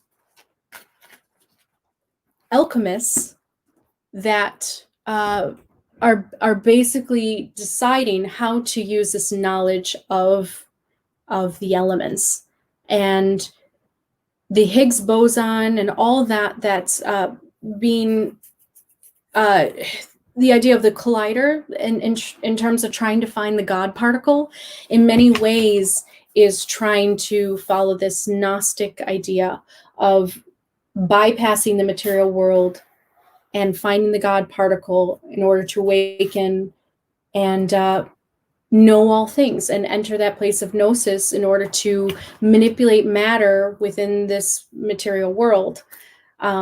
So science and this gnosis that we see and Neoplatonism, it all connects in the idea of science is constantly trying to prove these spiritual theories and spiritual messages that people, get within their mind. And then they start teaching it to others. And this is the mystery schools. So that was the end of the introduction. I'm just going to say this. So when I do my other videos, they're only going to be like 20 minutes each, but they're just going to be showing you these puzzle pictures together and talking about them in terms of showing you the pictures, trying to, trigger something with you, and also reading a little bit of the caption so that you understand what the pictures mean and helping to interpret them. I'll end with this.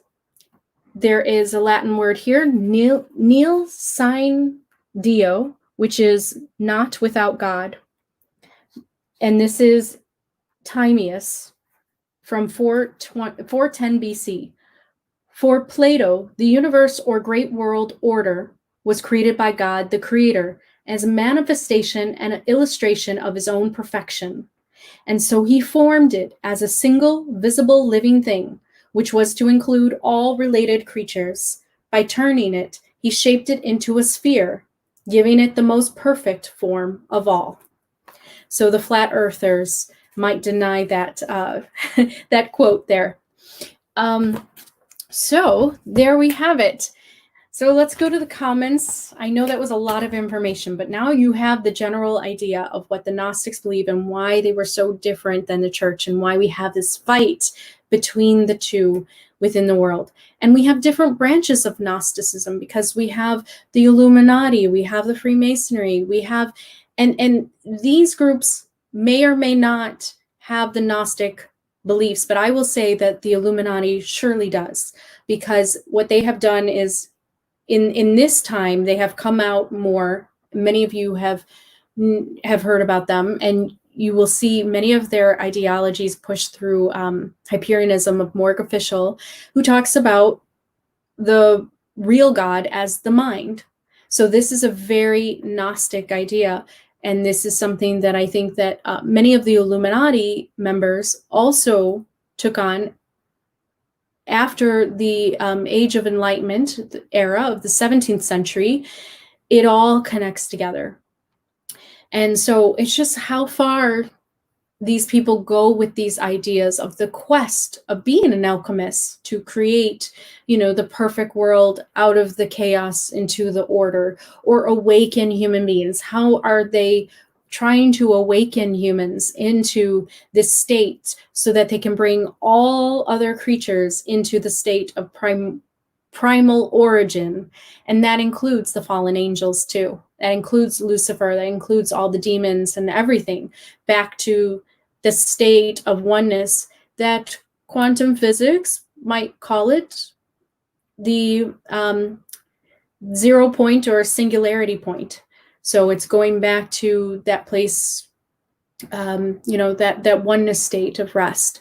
So now you hopefully have some clarity with all of that, and you can make your own decisions of where you lie. And like I said, you don't have to take any of this into what you believe, but if it resonates with you, then, I say cultivate that, explore that. Okay, so I'm so happy you're all in.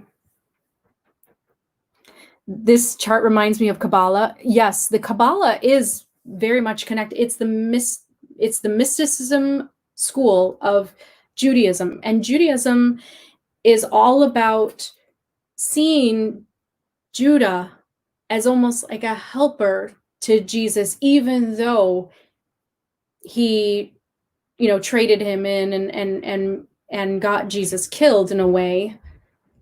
To those that follow the idea of that secret doctrine of Judah and the Kabbalah, it's all part of that had to happen in history, that Judah had to betray Jesus in order to act as a servant to the one God, in order to bring humans to their salvation. So you can, there's different layers to your belief on that. But the church really disliked that, very much so, because they wanted people to see that, that it's bad to betray your friend and to sell him for gold in order for him to be killed. So it's about interpretation of that particular event in history that causes that type of I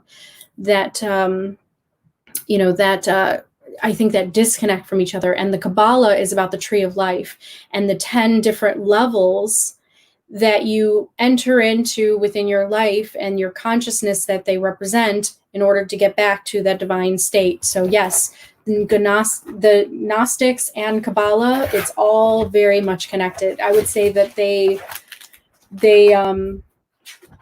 branched off of the same ideology, and that's what we see. Now, the evil cabal that we talk about within our world in terms of, an oligarchy in charge, are they necessarily spiritualists, and are they following Kabbalah? These are some of the deeper questions that we need to figure out together as we enter this new earth. The Cabal and Kabbalah I would say that they're not completely aligned to each other. But Cabal just basically means a group that is working in secret. Alienated one. Oh, good. I'm so glad. I'm glad that I explained that. Yeah, I thought that this chart would help just to understand the different layers and the levels. Lotus, the mind is body plus soul. We have a drop of a god. Of a god. Lotus Moon Priestess. Yes, I would say yes. I mean, they definitely believe in that Trinity idea of the mind, body, soul, and that's the Trinity to the Gnostics. And then the Catholics or the Christians, they have the Trinity and the idea of the Father, the Son, the Holy Spirit. So they're seeing the same things, but they're interpreting them differently. And this is what has caused such a schism between the two groups. And of course, it's a lot about power of who has the best version of salvation for humans. And what I find is that we each have the key to salvation It really has to do with our own lives and the choices that we make, and really going through our lives daily and making mistakes and growing from them and learning. To me, this is the road to salvation, because as you go through this process of learning, you cannot help but get back to that state of oneness, of love, because you are learning from your mistakes of separation from each other. And I really do believe that. Naren, a single grain of sand. Oh, yes. Naren, they knew about propaganda way back then. Well done, Gnostics, well done. Yes, absolutely. I mean, and the propaganda, you could see it as nefarious, but really what they were after is about awakening man so that everyone can reach this primal state and pass the demiurge. But you can interpret it in many different ways based on the individual. So yes, we have a lot of Gnostic propaganda within our world still today. And we have presidents that were part of Freemasons and all that. Now, the jury is still out on are Freemasons completely Gnostic? Or are they more in service to the church in terms of what they believe? We know that Freemasons, on some level, believe in God. They believe in a divine power. They believe in Jesus. And they believe that they're doing the work of the brotherhood that is connected to Freemasonry. But Freemasonry is very interesting because it's a very ancient belief system in the idea of the first architects, that the Masons, basically, that helped to build human civilization. And there is some connection to demons, and it all has to do with that. So you can get really into Freemasonry, but there could be a connection to Freemasonry and Gnostics, but not all Gnostics are Freemasons. So if you are a Freemason, if you want to put your comment here, are you a Gnostic as well? Do you take this idea of the demiurge? If you want to bring that forwards on my channel so that you can, I mean, we're in an age now where all of this is coming to light. So the masses are now going to, more and more are going to get this information, because it's time.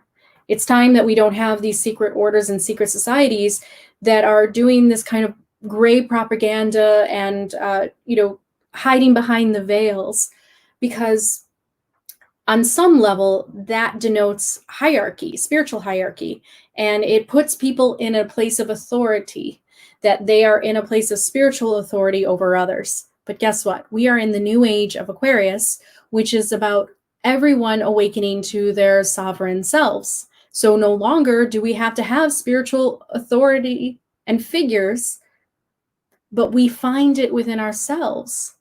And this is the new age, and this is how we get into this new earth, where everybody is taking more personal responsibility for their own type of enlightenment. So in some ways, these Gnostics, although they have worked very hard, they're not needed any longer, or they might be still. But most people will find that all this information they can awaken to within themselves. Lotus Moon Priestess. I feel like this explanation is too categorized. God is the dark and the light, the material and the spiritual, and humans aren't above any creature if you can establish direct line. Okay, so that's the Gnostics levels. So that's not my explanation as categorizing. I actually don't believe in any of these kind of layers, but this is what the Gnostics believed of the past. So this is why we have the idea of minerals and plants and animals being lesser beings to humans. And then as you get higher up, the less material you are, the more spiritual you are. But that's not what I believe, Lotus Moon Priestess. Thank you, Naren. Yes, I feel like she's speaking of the historical Gnostics here. Yeah, exactly. That's not my teachings. Yes. In fact, as I go through my channel, I hope to help to take away those layers. That's actually my teachings. My spiritual teachings are to unify things in a way of, let's get rid of these layers. Let's not divide things any longer. And that's kind of where I come in. That's my belief. Okay, so Lotus, you get it now? Yeah, I see. I see now. Good. I'm glad. Alienated One reminds me somewhat of how different crystals can influence the different chakras. Yes, because the different light spectrums that they represent, the frequencies, the light spectrum is basically the science of the colors that we perceive. So it vibrates at a certain level and a certain frequency, and it works with the certain levels that are represented within our body and our ethereal body of the consciousness mind. But yeah, you can actually see the 7 chakras here if you really think, the root, the minerals. And then when you get to humans, this is the heart chakra.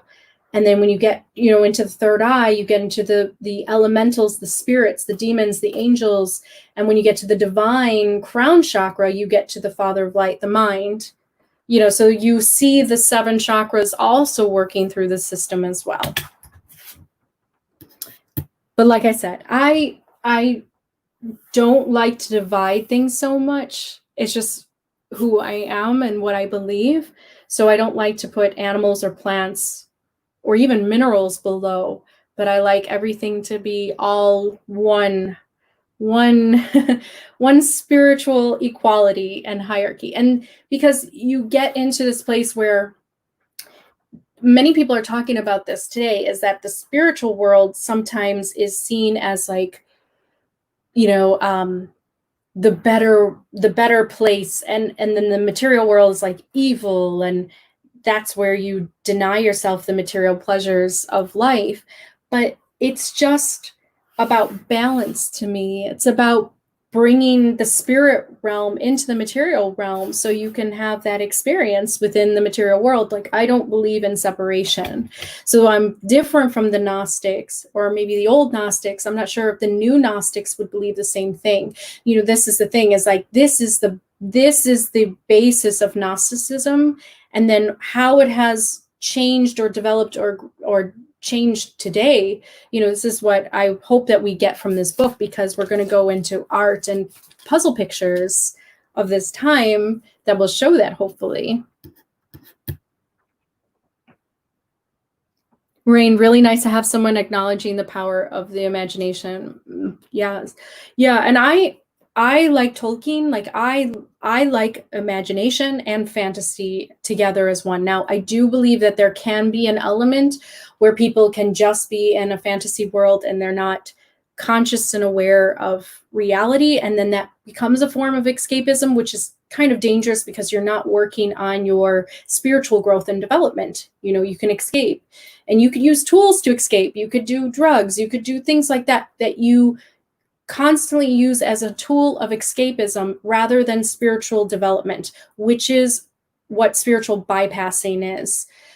So that's what I believe. But I'm glad that they talked about how the imagination is such a powerful, it's our cord to the divine, because if you think about prime source, what created this universe, and then when you're here on earth, you're creating your art, your music, you are a medium for that universal creation energy. Yes. Good, Debbie. I'm glad you love this. That's good. I'm glad. I know this is very long, but this is the end to this introduction. And I wanted to get through this. Third Eye Jedi, most organized religion is controlled by things that are not human. Well, that is definitely what has been talked about by mystics and by those that can perceive through those layers. And they also have been part of the original Palladian messages too, is that there has been this manipulation within religion that are non-human, that would be, other types of beings that would want to trap people, because if you are worshiping the wrong God in a way, like the Old Testament God, or if you're experiencing kind of empty ritual based worship and you're judging others, or you're doing things that separate yourself from others, then you could be trapped in a place of separation from others. So yeah, there definitely is manipulation within religion. And I'm not saying that Gnostics are purely, righteous within themselves. Like I said, it's all individually based. And many Gnostics are also really well connected. And so there are corporations and organizations that have been developed by those with these Gnostic values and beliefs. Both religion and the Gnostics, they seem to have hands in science as well. And so they're funding their money in order to provide evidence for their own theories and their own beliefs based on the branches of what they believe. Holographic universe, look it up. Yes, holographic universe is an interesting idea about the simulation, the simulated universe. And that can actually come from the idea of the Demiurge, because a Demiurge is supposed to be not a god, but a false god that creates the material world. So this would be the realm of the hologram maker. But if you don't believe in the Demiurge, then you could see everything as part of a simulated universe coming from the mind of God, or whatever you want to call this, the mind, the universal mind, the existence, creation, whatever you want to believe that created this universe. Higher ego. I'm starting to see scientists be more open to non-physics now. There's proof the afterlife exists. Yes, the spiritual scientists are really fascinating to me. I love reading their articles. And yes, we're seeing so many of these articles coming out, like how the universe is sentient and aware. I mean, these are really exciting times we're in. So we just need to savor this, because we're out, in many ways, we're out of the dark ages of religious persecution. Now we can talk about these ideas very openly. Scientists can throw in the idea of a sentient awareness. Now, there will be some pushback from the church and even traditional Muslims and even maybe some Orthodox Jews. But, this is the thing, is like there'll be pushback, but there's not going to be burnings at stakes any longer. We are in a new era where we can now talk very openly about these theories. And we might, like I said, we might be ridiculed and we might be mocked within their churches, and they talk badly about those that have these kinds of ideas of divine union with God, but not through the church. But at the same time, we are in a safer space now to do it. So we are in the age of light, because we're not in this age of darkness where we had to hide this, because those that had these ideas, they had to hide from the church. And this is why the mystery schools were born, because they had to hide these. They had to meet in secret. Otherwise, they were put to death.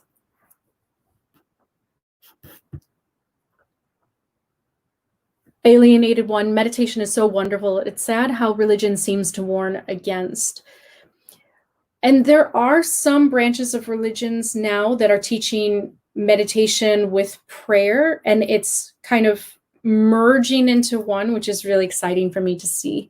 But yeah, we still have very traditionalists that are very much against meditation, and they believe that that's like opening up, problems and channels to the devil and things like that. But here's my thing about that, is whenever you meet a Christian that believes that meditation or things going inwards and trying to seek a divine union with God is evil, they're actually following this, because they're thinking that the Demiurge somehow comes as like in the middle and tries to trick you when you're going inward in a state of meditation.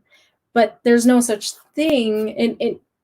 When you reach that place where everything becomes one, you truly are entering that state of divine union with all things, then you don't have that fear.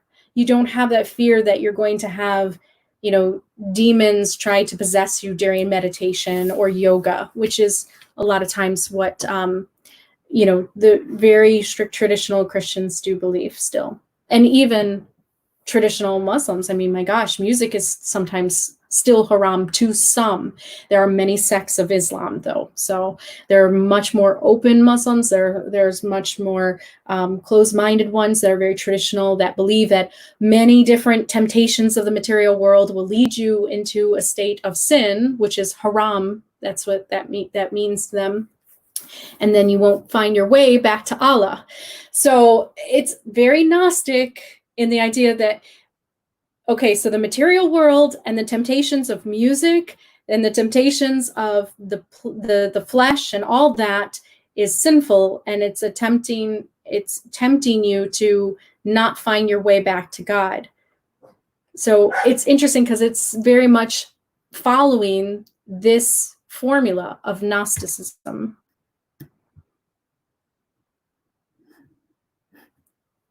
I have not seen the movie Insidious. I actually don't like horror movies. It's just not my style. And I can be very sensitive to images, so I just tend to not watch them. But I do know a little bit about the storyline. Let's see. Higher ego. Yeah, I heard that some people like. Some people think, hold on. Yeah, I heard from some people things like that is possible. That's why they don't astral project. Oh, about Insidious, like when you're evoking demons, yeah. Well, here's the thing, and I hope to get this across more, and maybe I'll do a separate video about this. I think I have before, but when you are astral projection, in a state of astral projection, when you are meditating, when you are doing all these things of inward gazing and journeying through the self, through the soul, and if you are conscious and aware of who you are, then you cannot invite those energies in, because you know the truth. You know the truth that everything is one. And when you have that truth, that is the permanent place of illumination. That is a state of enlightenment where nothing bothers you. This is where Buddha was. This is where these spiritual teachers enter into a place where these things cannot harm them, because they know the truth that all is one. So these demons just dissipate, they just disappear, because they dissolve. If you want to go into the alchemical property of demons, they dissolve and they become, one with everything. So I think that that's a really powerful power that we can have to protect ourselves, is that awareness. It is, yes, higher ego. It does sound very fear-based. Like, it is very fear-based, because it's coming from a place where there's separation.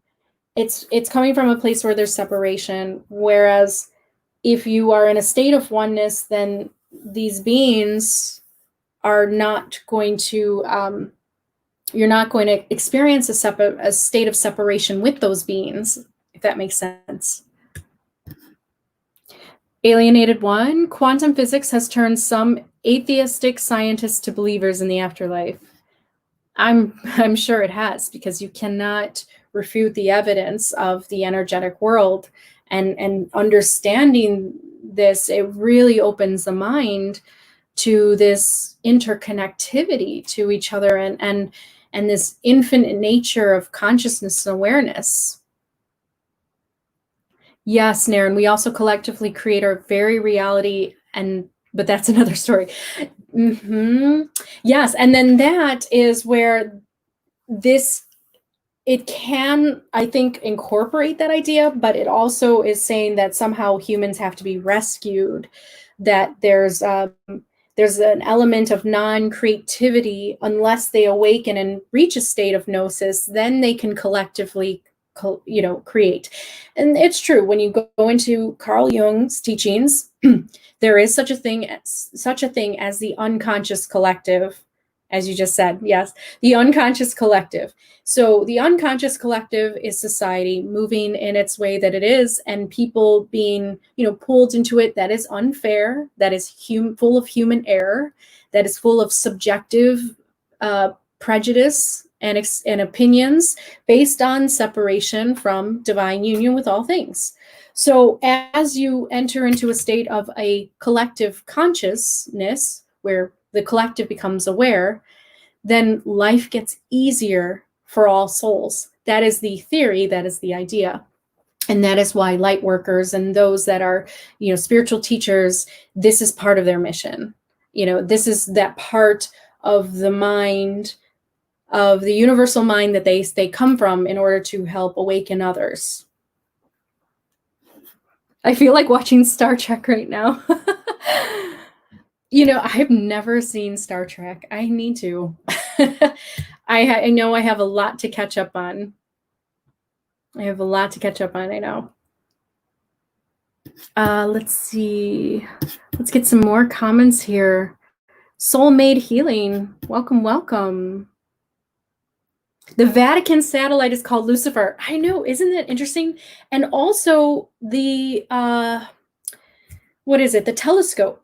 So the planetarium that they have where they can look out into the stars, that telescope is called Lucifer. So yes. Now the Vatican is a very interesting thing because there is the Jesuits and all that, and there might be some Gnostic belief system within these branches of Catholicism. Because if they are calling a satellite or the telescope to the stars Lucifer, then they are ascribing to the idea that Lucifer was the light bringer and would bring true gnosis or true knowledge to Adam.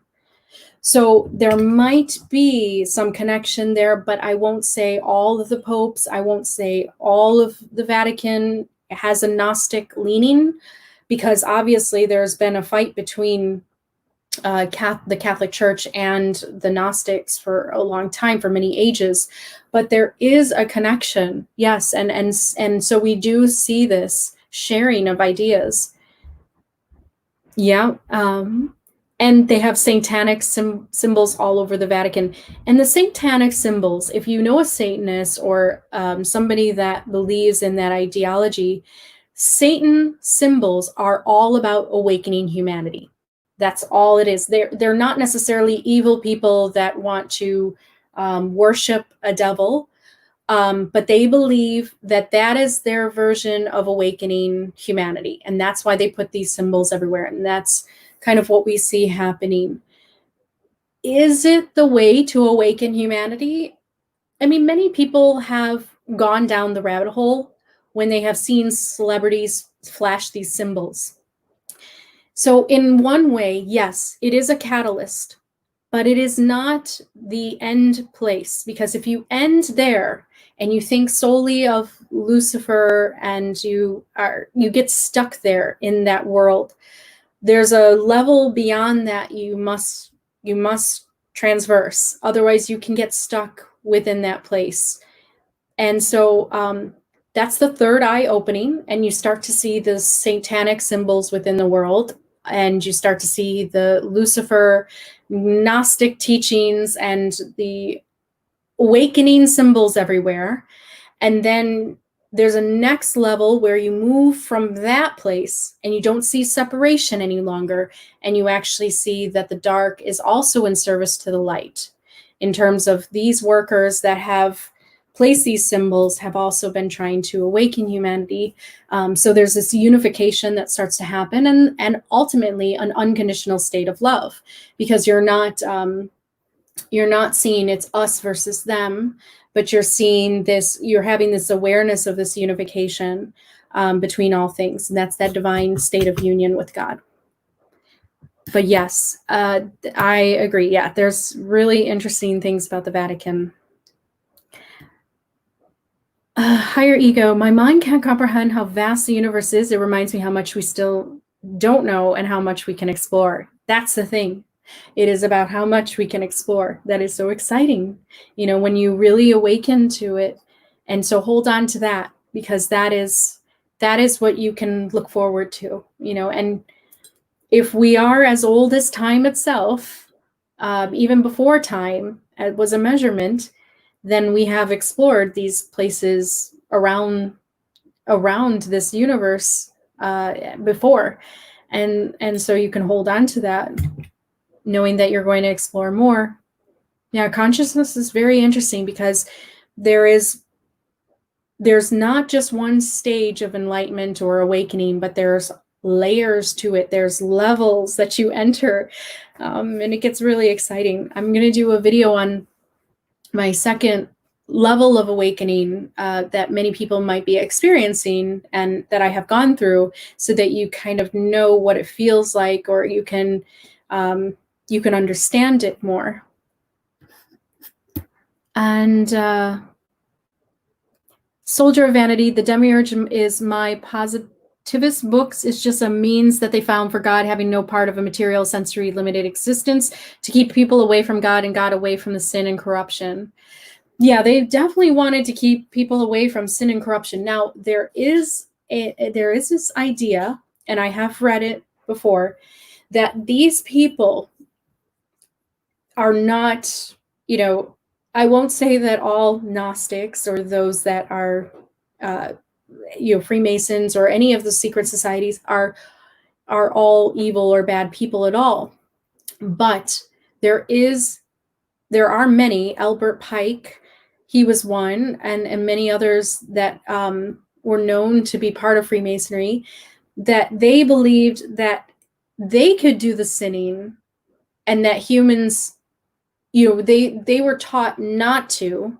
Don't be tempted by the material world. But because Freemasons had this Gnostic knowledge, then they could just indulge in the material world. So there's an interesting thing there that happens, where there were some Gnostics that then thought, well, since I have this gnosis that all is God and that I'm one with God, I can do what I want on earth. Now, here's the thing, though. Some of them have come across this. This is the universal laws of the cosmic laws, that we are bound by a higher force than just ourselves, that we can obtain right now on this material world, in this physical body. When we transverse these cosmic laws and we go against these universal laws, we start to then call consequences into our life, which are karma, because the energy then needs to be rebalanced. Because if you forget yourself and you act like a fool on earth, and you hurt people, or you indulge, shamelessly in the material world because you have this knowledge that you are God, then what ends up happening is you learn very quickly that there is a power even higher than that. There is a power that is higher than you having this gnosis that you are God. That is the second awakening that I will be talking about in my next video, because this is where many of these secret societies and these men in these mystery schools, they fall, because they have much wealth in this world, and they're the ones that definitely hold the majority of wealth, and they hold on to these ideas, and they say to the public, well, you can't sin. The material world is not good for you, but at the same time, they do it behind the public's back. Not all of them, but many of them did. So this is why we see this corruption within the world. Now, if every elite person actually truly followed this and in some way denied themselves the temptation of the material world, we would not have the unequal wealth distribution that you see. So obviously they do not actually follow this, or some of them do not actually follow this, and they believe the opposite, or they at least believe that because they've entered the state of gnosis, they've passed the Demiurge, and they can do what they want on earth, and they can manipulate whatever they want. But they are learning, and there's this process where you're called to a higher power than just yourself awakening to this place like, I'm God. It doesn't stop there. And this is what's so beautiful in this experience. It's very humbling, and it's very moving of an experience when you enter into this next stage of awakening, where you are not saying you are God, but that you are a part of something. You are existence You are creation, but there is more to that you are not it by itself. And this is where it gets really, really interesting. And many people are starting to kind of awaken to this next level here. And what I hope to do is, like I said, to unify those that are using this knowledge and taking advantage of humans right now on Earth, and also bringing those that are like you, that are in the public masses, that are awakened already. And you didn't need this middleman of these secret societies. You didn't need this place of, these symbols to awaken you. But it will be interesting to go through this to get more confirmation of your thoughts and triggers to your subconscious mind. And I'm happy to go on that journey with you, because as we get more into this book, we will start to understand what those in these elite power positions believe, or what they take into themselves, and why our world is the way it is in many ways. So I think we're entering an age of where we're uncovering this together. And this is all about peeling away these layers of secrecy and darkness so that we enter into this true age of light, which is the galactic civilization of Earth, which is where humans are aware of their sovereign selves, and that although they can respect, or they could feel connected to a power that is connecting all of us together, all animals and plants and everything in the universe together, that there is also this oneness within it, and an experience that allows you to remain in a state of loving respect of others, so that you're not persecuting and judging others constantly, which is what the church has done for many ages. I will say that many branches of Christianity and the other world religions, they have definitely evolved. And I have met people that have been pastors or preachers that have preached this notion of universalism, of brotherly love, and accepting all faiths as doors to this higher consciousness. And that is good, because it really promotes these ideas of unity, which is what ultimately will get us to this galactic civilization of this world where all souls are going to be able to live this life that's not repressed and oppressed by those that are in charge, but we will be truly in a state of freedom. And I cannot wait, because I know that we are entering into this age, and it is a fight and it is a struggle. But if you keep yourself aware, you keep yourself awakened through your powers of meditation, your tools of spiritual awakenings, and whatever you do, sitting in nature really helps me, then you can go through this battle, this spiritual battle with others, with your true self intact and your true spirit intact, and no one can touch that. And you will arrive victorious, and that's what I can say. So I'm so happy that you all joined me tonight. This was the introduction, the last part. Now we're going to move into the picture puzzles to trigger your subconscious mind. And we'll see if they had stumbled upon some universal truths, or if they are more of a subjective experience of spirituality or not. So I'm very excited, and I will see you all on the next video. Please join me on Tuesday to discuss more about interconnectivity. And I think that this movie has a lot of these ideas of reaching this place of rest, of oneness with the divine. It's called Before I Fall, which is interesting, because I think it's like Before I Fall in Consciousness. So please watch that if you want to join me in the movie chat on Tuesday at 8 p.m. Central again. So have a great night, everyone, and I will see you later.